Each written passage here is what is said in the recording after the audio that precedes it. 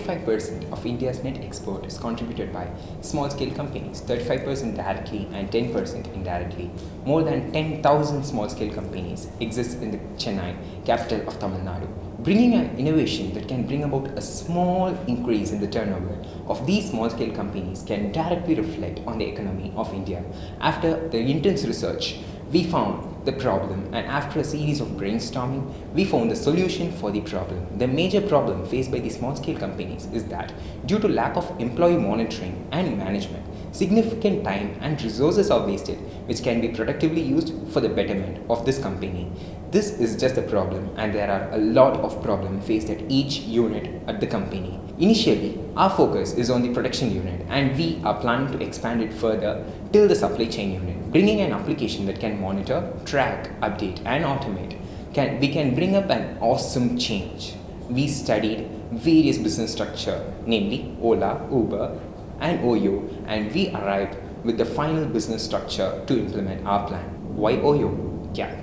This is a good question, and the answer for that is we want to make the effort of the employer minimal, and we wanted to secure the company completely and make about automations at all the possible ways so that with their less effort we can bring a good impact. So now I'd like to talk about how we arrived upon a project. Initially, we were pretty confused about how to go about doing a project. Then we decided to separate ourselves into two teams, one for the back end and one for the front end. We had several help from our faculty and student mentors to go about doing our project.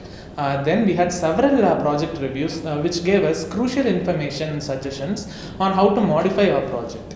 And then we finally arrived upon our working prototype after that. Before moving into our prototype, I would like to brief how we developed. We took a glance at Ola and Uber. They didn't have a single application. Instead, they had one for employees and the other for employers. Using the idea that we got from Ola and Uber, we decided to have two different applications in our project too. One for employees and the other for employers. In the employee module, the employee would record his progress of the day and his production report. He will be provided with details and data depending on his cadre. In the employer module, the current financial state of the company, some of the calculated data and updates would be given to the employer so that he can take suitable actions. Due to lack of time and shortage of resources, we were able to develop only the employee's application. How did we go on with the development of our application? We had many options while choosing the technologies. After a few days of brainstorming, we finalized with the technologies.